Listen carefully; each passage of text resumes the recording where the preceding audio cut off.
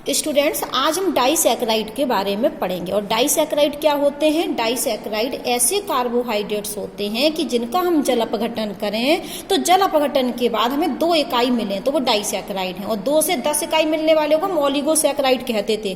और disaccharide oligosaccharide के अंतर्गत ही आता है। तो ऐसा कार्बोहाइड्रेट्स जो क्या करें, जल अपघटन के बाद 2 इकाई दें। कितनी इकाई दें? 2 इकाई। तो हम उनको डाइसैकेराइड बोलते थे। तो डाइसैकेराइड कितने मोनोसैकेराइड से मिलकर बना होता? 2 मोनोसैकेराइड से। तो यदि हम 2 मोनोसैकेराइड ले लेंगे, देखो मोनोसैकेराइड प्लस फिर मोनोसैकेराइड, तो हमारा क्या बन जाता है? डाइसैकेराइड।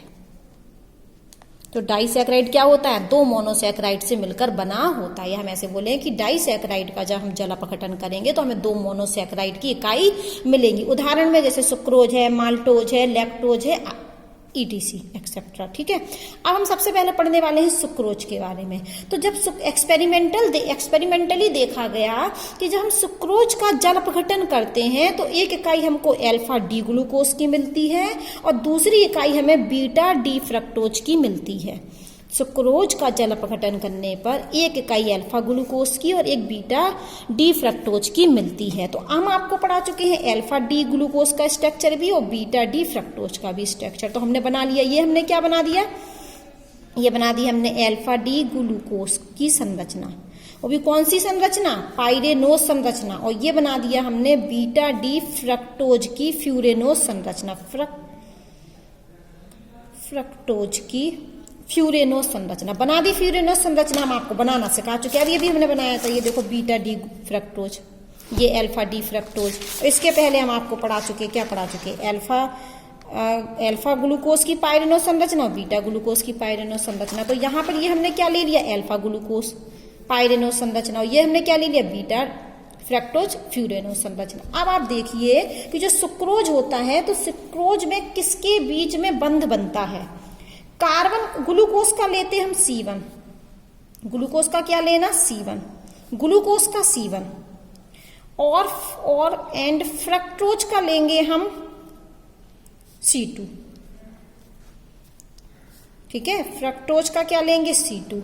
तो जो बंध बनेगा उसमें कार्बन ग्लूकोज का C1 होगा, कार्बन 1 होगा और फ्रक्टोज का C2 होगा। तो याद करो, ग्लूकोज में कार्बन 1 कहाँ होता था? ये होता था कार्बन 1, और ये क्या होता था? कार्बन 2, और ये क्या होता था? कार्बन 3, ये कार्बन 4, ये कार्बन 5, ये कार्बन 6। फ्रक्टोज में काउंटिंग याद करो, ये कार्बन होता था 1 और ये वाला कार्बन होता था 2 और ये वाला कार्बन होता था 3 और ये वाला कार्बन होता था 4 और ये 5वां और ये 6वां। तो अब बात समझना थोड़ा सा, ये हमने बीटा ग्लूकोज बना तो दिया, लेकिन हमें बंध किसके बीच में बनाना? ग्लूकोज के C1 और फ्रक्टोज के C2।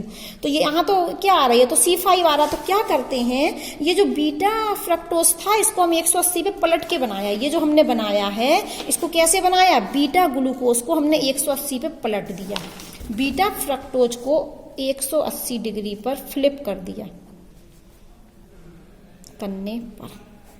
ठीक है, क्या बोला मैंने कि बीटा फ्रक्टोज का, ये तो अल्फा ग्लूकोज का जैसे का तैसा चित्र है, लेकिन बीटा फ्रक्टोज को हमने 180 पर फ्लिप कर दिया। जब फ्लिप कर दिया तो हमारा कार्बन कहाँ से हुआ? ये फ्लिप हो गया पूरा, तो ये पलट गया। तो कार्बन ये हो गया 1 और ये हो गया 2, ये 3, ये 4, ये 5 और ये 6। तो कार्बन नंबर 2 कौन सा है?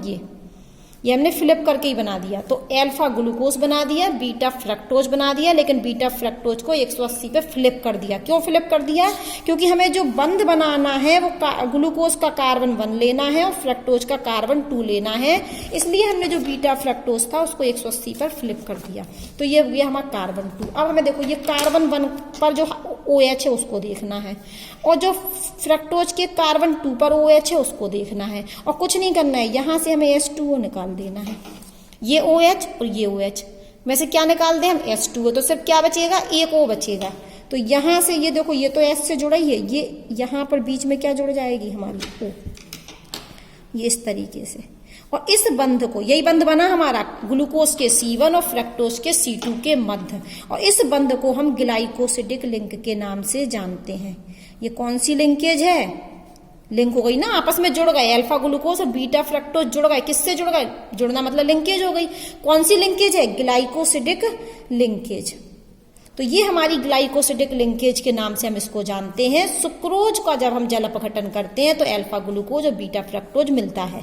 तो ग्लूकोज किससे मिलकर बना होता है? अल्फा ग्लूकोज और बीटा फ्रक्टोज को। लेकिन सुक्रोज में जो ग्लाइकोसिडिक बॉन्ड बनता है या जो लिंकेज बनती है वो ग्लूकोज के कार्बन 1 और फ्रक्टोज के कार्बन 2 के मध्य बनती है। इसलिए हमने अल्फा ग्लूकोज का डायग्राम बनाया, पायरेनो संरचना बनाई, और बीटा फ्रक्टोज की फ्यूरेनो संरचना बनाई, लेकिन हमने उसको 180 पे पलट दिया क्योंकि हमें C2 की तरफ से बनाना था, ना कि C5 की तरफ से। तो ये C2 आ गया।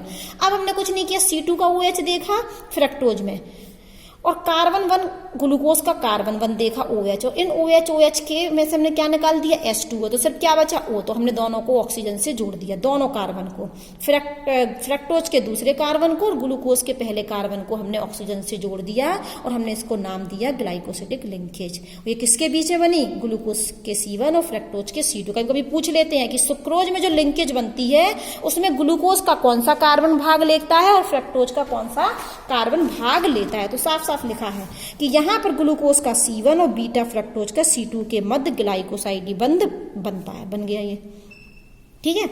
अब आपको थोड़ा सा पढ़ना है अपव्रत शर्करा के बारे में। किसके बारे में? अपव्रत शर्करा। इसको हम बोलते हैं इनवर्ट शुगर। क्या बोलते हैं? Invert sugar. आप ध्यान से सुनिए। अभी हमने पढ़ा कि सुक्रोज में डी ग्लूकोज और बीटा फ्रक्टोज होता है, तो मतलब सुक्रोज का ये है हमारा सूत्र C12H22O11, और हमने इसका क्या कर दिया? हाइड्रोलिसिस। तो हमें क्या मिलने वाला है? अल्फा ग्लूकोज और बीटा फ्रक्टोज। तो ये C6H12O6 और फिर मिलने वाला है C6H12O6। ये क्या है हमारा? ग्लूकोज। ये कौन सा ग्लूकोज? Alpha glucose. और ये है हमारा बीटा फ्रक्टोज। ये किससे मिला हमें? सुक्रोज के जल अपघटन से, ठीक है। अब हम आपको बताएं कि जो सुक्रोज होती है वो डेक्स्ट्रो रोटेटरी होती है। डेक्स्ट्रो रोटेटरी मतलब समतल ध्रुवित प्रकाश को क्लॉकवाइज घुमाती है। ग्लूकोज भी कैसा होता है? Dextro rotatory. ग्लूकोज में पढ़ाया था हमने, डेक्स्ट्रो रोटेटरी होता है। लेकिन फ्रक्टोज कैसा होता है? लीवो रोटेटरी। फ्रक्टोज होता है लीवो रोटेटरी, मतलब ये एंटी क्लॉकवाइज घुमाता समतल ध्रुवित प्रकाश को। तो जो सुक्रोज होती है एक्सपेरिमेंटली देखा गया कि सुक्रोज 66.5 डिग्री घुमाती है। सुक्रोज होगा, मान के चलो यहाँ एक कंटेनर है, इस कंटेनर में सुक्रोज है और ये है हमारा समतल ध्रुवित प्रकाश। ध्यान से सुनना, समतल ध्रुवित प्रकाश को जब हमने इस कंटेनर में से पास किया, अगर यहां सुक्रोज हुआ, यदि क्या हुआ? पहली बात, यदि क्या हुआ? सुक्रोज हुआ, तो ये क्या करेगा? सुक्रोज इस समतल ध्रुवित प्रकाश को क्लॉकवाइज घुमा देगा। और कितने कोण पर घुमाएगा? सुक्रोज होगा तो 66.5 डिग्री कोण पर। और यदि ग्लूकोज हुआ, दूसरा पॉइंट, यदि इस कंटेनर में सुक्रोज नहीं है, क्या है हमारा? ग्लूकोज। तो ग्लूकोज भी इसको क्लॉकवाइज तो घुमाएगा, लेकिन कितने पर घुमाता है? एक्सपेरिमेंटल देखा गया 52.5 डिग्री पर। अब मान लिया कि यहां पर हमारी तीसरी कंडीशन हो गई। तीसरे में क्या है? हमारा फ्रक्टोज है। कंटेनर में क्या है? फ्रक्टोज। तो इसको क्लॉकवाइज नहीं घुमाएगा, ये इसको घुमा देगा एंटी क्लॉकवाइज। समतल ध्रुवित प्रकाश को घुमा देगा एंटी क्लॉकवाइज। और एंटी में भी कितना? -92 डिग्री। -92 क्यों लगा है? क्योंकि पीछे घुमा रहा है। तो कहने का अर्थ यह है कि जो सुक्रोज होता है वो सुक्रोज समतल ध्रुवित प्रकाश को 66.5 डिग्री घुमाता है क्लॉकवाइज। ग्लूकोज कितना घुमाता है? 52.5 डिग्री, वो भी क्लॉकवाइज। अगर फ्रक्टोज हुआ इस कंटेनर में तो वो समतल ध्रुवित प्रकाश को क्लॉकवाइज नहीं घुमाएगा, एंटी क्लॉकवाइज। देखो हमने ये तिरछे कर दिए इस तरह, इस डायरेक्शन में। ये ऐसे थे, अभी ऐसे घूमे तो क्लॉकवाइज, ऐसे घूमे तो क्लॉकवाइज। अब ये ऐसे थे और कैसे घूम गए? ऐसे। तो क्या हुआ? Anti clockwise. तो फ्रक्टोज क्या करता है? एंटी क्लॉकवाइज घुमाता है, वो भी कितना? 92 डिग्री। तो अब ये बताइए कि सुक्रोज में दो चीजें हैं, ग्लूकोज भी है और फ्रक्टोज भी है। तो ग्लूकोज कह रहा कि क्लॉकवाइज घूमो और फ्रक्टोज कह रहा एंटी क्लॉकवाइज घूमो। तो क्या होगा? जो ज्यादा ताकतवर होगा उसके अनुसार घूम जाएगा। तो यहाँ पर ये सुक्रोज घुमाता है 66.5 डिग्री और ये घुमाता है 52.5 डिग्री, और ये कितना लिखा? 92 डिग्री। तो होता क्या है कि कि चेंज हो जाता है। सुक्रोज इतना नहीं घुमा पाता, सुक्रोज को घुमाना कितना चाहिए 66.5 डिग्री, सुक्रोज को घुमाना चाहिए था 66.5 डिग्री, लेकिन अल्फा वाला कह रहा क्लॉकवाइज घूमो और बीटा वाला कह रहा कि एंटी क्लॉकवाइज घूमो। तो फाइनली क्या होता है, यहाँ यदि हमारा सुक्रोज है तो सुक्रोज समतल ध्रुवित प्रकाश को क्या करता है, देखो डेक्स्ट्रो वाला तो कितना कह रहा 52, जबकि लीवो वाला कितना कह रहा 92। तो कौन हुआ, इन दोनों में कौन जीतेगा, 92 वाला जीतेगा। कौन बड़ा है, सुक्रोज घुमाता है 66.5 डिग्री, ग्लूकोज घुमाता है 52.5 डिग्री और फ्रक्टोज घुमाता है 92 डिग्री, वो भी एंटी क्लॉकवाइज। अब सुक्रोज में तो दोनों चीज हैं, तो ग्लूकोज कहेगा क्लॉकवाइज घूमो और फ्रक्टोज कहेगा एंटी क्लॉकवाइज घूमो, जिसका मान बड़ा होगा वैसा घूम जाएगा। तो इन दोनों को जरा हम रफली यूज करें तो ये 52.5 और ये 92, कौन बड़ा है, 92 बड़ा है। तो ये घटाएंगे जब हम तो ये आएगा हमारा 39.5, वो भी काएगा माइनस का, क्योंकि ये माइनस का है। तो सुक्रोज कितना घुमाएगा, घुमाना चाहिए था 66.5 डिग्री, लेकिन उसमें अल्फा ग्लूकोज भी है और बीटा फ्रक्टोज भी है, डेक्स रोटेटरी भी है, लीवो रोटेटरी है, तो जीतेगा कौन, ये वाला। लेकिन ये 92 पे तो नहीं घुमा पाएगा, 52 इसको कैंसिल कर देगा, तो ये घुमाएगा सिर्फ कितना, ये घुमा पाएगा हमारा माइनस में 39.5 डिग्री। तो ये चिन्ह बदल गया, सुक्रोज कैसा था डेक्स्ट्रो रोटेटरी, लेकिन घुमा कैसा रहा माइनस के 39.5 डिग्री, मतलब लीवो रोटेटरी घुमा रहा है। तो ऐसी शर्करा जो जिसको होना चाहिए था डेक्स्ट्रो रोटेटरी, लेकिन वो कैसा व्यवहार कर रही, लीवो रोटेटरी की तरह है, उसका प्लस का चिन्ह किसमें बदल गया, माइनस के चिन्ह में। तो ऐसी शर्करा को हम इन्वर्ट शुगर के नाम से जानते हैं। देखो यहाँ पर लिखा है कि जो ग्लूकोज होता है ये इतना घुमाता है, फ्रक्टोज घुमाता है माइनस के 92.4 डिग्री और ग्लूकोज कितना घुमाता है 52.5 डिग्री। लेकिन जल अपघटन के बाद इनके चिन्ह क्या हो जाते, प्लस से माइनस हो जाते। देखो ये प्लस था और कितना हो गया माइनस। तो इस प्रकार की शर्करा को हम अपवृत शर्करा कहते हैं। ठीक है, ग्लूकोज कैसा घुमाता है, डेक्स्ट्रो रोटेटरी, दक्षिण क्लॉकवाइज। जल अपघटन के बाद दक्षिण ध्रुवण गुणक ग्लूकोज और वाम ध्रुवण गुणक फ्रक्टोज देता है। चूंकि फ्रक्टोज वाम ध्रुवण गुणक का मान 92.4 डिग्री है, जबकि ग्लूकोज का कितना है 52 डिग्री, तो इन दोनों में कौन जीत जाएगा, इन दोनों को प्लस माइनस करेंगे तो माइनस 39 निकल के आएगा। तो ये प्लस वाला चीज किसमें बदल गई, माइनस में। तो यहाँ कहते हैं कि जल अपघटन के बाद सुक्रोज के घूर्णन के चिन्ह में परिवर्तन हो गया, सुक्रोज के घूर्णन के चिन्ह में परिवर्तन हो गया, जो प्लस से माइनस हो गया। अभी सुक्रोज कितना घुमा रहा था, प्लस में 66.5 डिग्री घुमाता था, लेकिन जब सुक्रोज का क्या हो गया, जल अपघटन, तो ये कह रहा 52 घूमो प्लस में, ये कह रहा 92.4 डिग्री घूमो। ठीक है, तो कौन जीता, ये जीता। तो ये कितना घूमेगा 39.92 माना का, तो 92 ही लिखा रहने दो। ये कितना घूम रहा है माइनस के 92, तभी आएगा 39.5, लेकिन एग्जैक्ट आंसर है इसका 92.4। तो फ्रक्टोज कह रहा है 92 पे घूमो, ग्लूकोज कह रहा है 52 पे घूमो, और ग्लूकोज कह रहा है क्लॉकवाइज घूमो और फ्रक्टोज कह रहा है एंटी क्लॉकवाइज घूमो। तो 92 ज्यादा है, तो फाइनली सुक्रोज कितना घुमाएगा अब 39.5, वो भी लीवो रोटेटरी। जल अपघटन के बाद, जल अपघटन के बाद घुमाएगा ये, तो जल अपघटन के बाद सुक्रोज का चिन्ह बदल गया, प्लस से माइनस हो गया। तो ऐसी शर्करा को हम इन्वर्ट शुगर के नाम से जानते हैं। अब हम पढ़ लेते हैं एक और डाइसैकेराइड आज, माल्टोज। क्या पढ़ लेते हैं, माल्टोज। माल्टोज भी हमारी क्या है, डाइसैकेराइड है।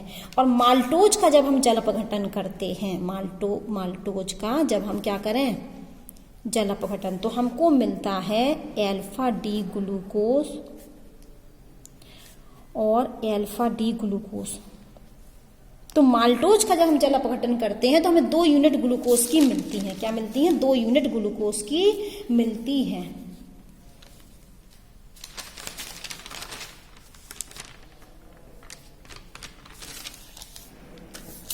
हाँ, सुक्रोज में ये और लिख लेना कि सुक्रोज क्या है, नॉन रिड्यूसिंग शुगर है। सुक्रोज हमारी क्या है, नॉन रिड्यूसिंग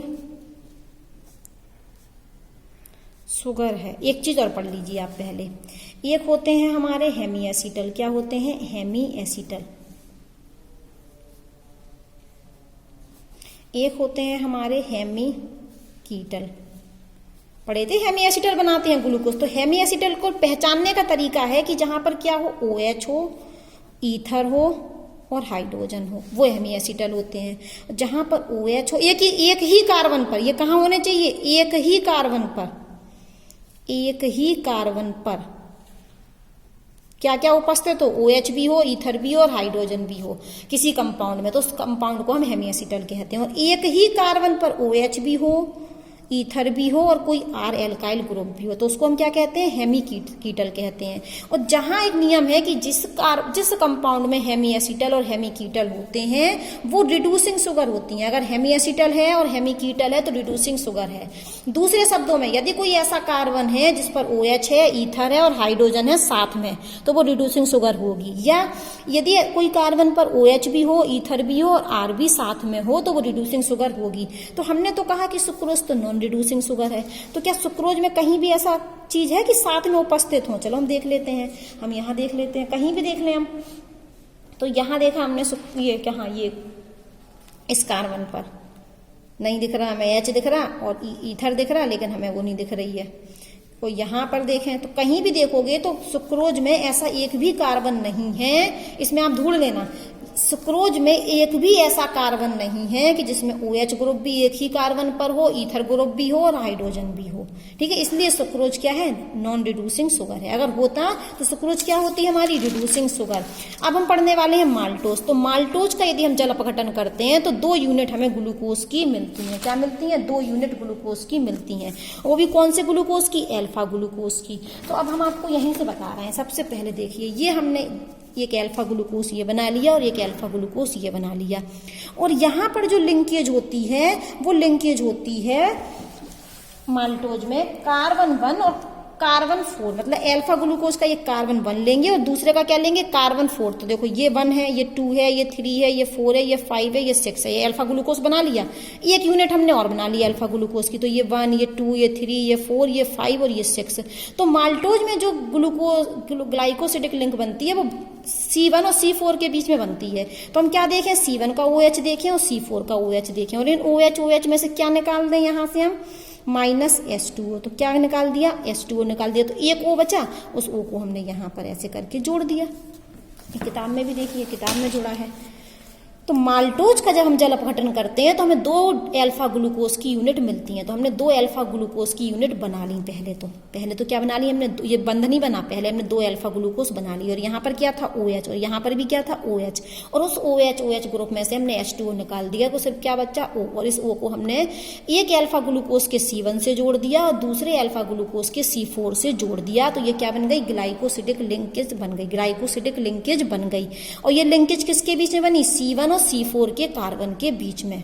देखो साफ साफ लिखा है, एक ग्लूकोज का C1 लेंगे और दूसरे ग्लूकोज का क्या लेंगे, C4 लेंगे। जबकि सुक्रोज में क्या किया था हमने, अल्फा ग्लूकोज का तो C1 लिया था और बीटा फ्रक्टोज का C2 लिया था। ये हमें याद होना चाहिए कि सुक्रोज में लिंकेज बनती है अल्फा ग्लूकोज के C1 से और बीटा फ्रक्टोज के C2 से। और कुछ नहीं करते हैं, 2 OH रहते हैं, एक H2O निकाल देते हैं, सिर्फ O बचता है। माल्टोज में क्या किया, दोनों ही अल्फा ग्लूकोज थे, ये भी अल्फा ग्लूकोज, ये भी अल्फा ग्लूकोज। तो यहाँ का कार्बन 1 ले लिया और इसका कार्बन 4 ले लिया। ठीक है, तो ये हो गई हमारी माल्टोज। इसको डिटेल में नहीं कर रहे हैं। अब हम आते हैं लैक्टोज पर। किस पर आते हैं, लैक्टोज पर। तो लैक्टोज, अब ये चित्र यहां से आप खुद बनाएंगे। अब हम आते हैं लैक्टोज पर। हाँ, अब इसके पहले ये भी देख लो, ये रिड्यूसिंग शुगर है। ये क्या है हमारी, रिड्यूसिंग शुगर। देखो कैसे है रिड्यूसिंग शुगर।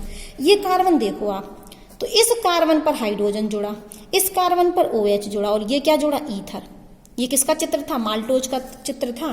तो माल्टोज में एक ही कार्बन पर हाइड्रोजन है, एक ही कार्बन पर OH है और एक ही कार्बन पर ईथर है। इस कार्बन पर ईथर, H, OH क्या है, साथ में उपस्थित हैं। इसलिए ये कैसा हुआ, हेमीएसिटल हुआ। और हेमीएसिटल हुआ तो माल्टोज क्या है हमारी, रिड्यूसिंग शुगर है। इसलिए माल्टोज क्या होती है, रिड्यूसिंग शुगर होती है। ठीक है, अब हम आते हैं अपने किस पर, लैक्टोज पर। कौन सा आ गए हम अपने लैक्टोज पर, लैक्टोज पढ़ा रहे हैं। तो लैक्टोज का जब हम जल अपघटन करते हैं, किसका जल अपघटन, लैक्टोज का जल अपघटन। तो जब लैक्टोज का जल अपघटन करते हैं तो हमें 2 यूनिट मिलती हैं। कौन कौन सी यूनिट, एक तो हमें मिलता है बीटा डी गैलेक्टोज। क्या मिलता है, बीटा डी गैलेक्टोज। और एक मिलता है हमें बीटा डी ग्लूकोज। क्योंकि माल्टोज भी क्या है, डाइसैकेराइड है, 2 यूनिट देता है। लैक्टोज भी क्या है, डाइसैकेराइड है, 2 यूनिट देता है। माल्टोज भी डाइसैकेराइड है, 2 यूनिट देता है। सुक्रोज भी हमारा डाइसैकेराइड था, 2 यूनिट देता है। तो ये सुक्रोज का पढ़ चुके हैं हम, ये चित्र डिटेल में बता दिया।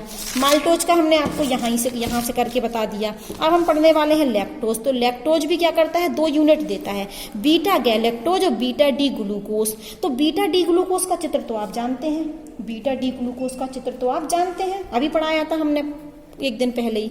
और जो गैलेक्टोज बनता है, तो गैलेक्टोज बनाने का तरीका सुन लीजिए।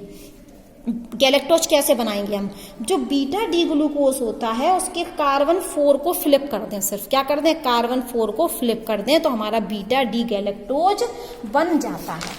अब ये देखिए हमारा, ये है हमारा बीटा डी ग्लूकोज, जहां पर यहां पर क्या होगा, OH। और हमने क्या किया, सिर्फ इसको कार्बन 4 को, इसके कार्बन 4 को बदल दिया। तो यहाँ H यहाँ था, यहाँ OH नीचे था, और यहाँ देखो OH ऊपर और H नीचे। तो गैलेक्टोज बनाने के लिए, बीटा डी गैलेक्टोज बनाने के लिए बीटा डी ग्लूकोज के कार्बन 4 को फ्लिप कर दें बस। बीटा गैलेक्टोज बनाने के लिए बीटा ग्लूकोज के कार्बन 4 को फ्लिप कर दें। फ्लिप का मतलब H ऊपर था, OH नीचे था, लेकिन तो गैलेक्टोज में क्या कर दो, OH ऊपर और H नीचे।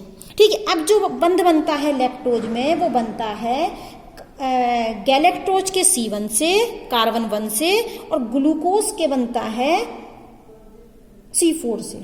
ठीक है। तो यहां पर जो लिंकेज बनती है वो C1 और C4। C1 किसका होता है, गैलेक्टोज का, और कार्बन 4 किसका होता है, बीटा ग्लूकोज का। तो ये हमने बीटा ग्लूकोज का चित्र बनाया जिसमें OH था नीचे, और ये हमारा क्या है, बीटा गैलेक्टोज का चित्र, जिसमें ऊपर क्या था, यहाँ पर OH। अब ये OH और ये OH में से हमने H2O निकाल दिया, तो सिर्फ क्या बचा, O। तो ये क्या बन गई हमारी ग्लाइकोसिडिक लिंकेज। और ये ग्लाइकोसिडिक लिंकेज किसके बीच में बनी, गैलेक्टोज के कार्बन 1 और बीटा ग्लूकोज के कार्बन 4 के बीच में। तो यहाँ से देख लीजिए, ये यहाँ से भी देख लीजिए, ये बीटा ग्लूकोज का चित्र है। ठीक है। और ये हमने क्या किया, बीटा डी गैलेक्टोज का चित्र बनाया। सिर्फ क्या किया, इस कार्बन 4 को इसको बदल दिया। देखो ये H ऊपर, ये OH नीचे, तो इसको बदल दिया, OH ऊपर, H नीचे, और पूरा का पूरा सेम टू सेम है। अब हमने किया क्या कि इसको पलट तो दिया, कार्बन 4 पर क्या कर दिया, फ्लिप कर दिया। तो ये भी पलट गए थोड़े से, ये OH और H, ये OH और H भी पलट गए थे। ठीक है। ये फ्लिप कर दिया, घुमा दिया। तो यहाँ पर C4 पे घुमाएंगे तो ये C1 का भी वेरिएशन हो जाएगा। ठीक है। तो ये बस बदला, देखो ये O का O है, ये कार्बन का कार्बन है, ये CH2H ऊपर लगा, ये H नीचे लगा, ये देखो ये बदल दिया, तो ये बदल गया, ये नीचे के जैसे के तैसे, और ये बदल गए। तो अब हमने किया क्या कि इसका C1 का OH लिया और इस वाले C4 का ये वाला OH लिया, इनके बीच में क्या कर दिया, H2O निकाल दिया। तो ये किस तरीके से अकेले O से जुड़ गए। तो ये हमारा हो गया लैक्टोज का फॉर्मेशन।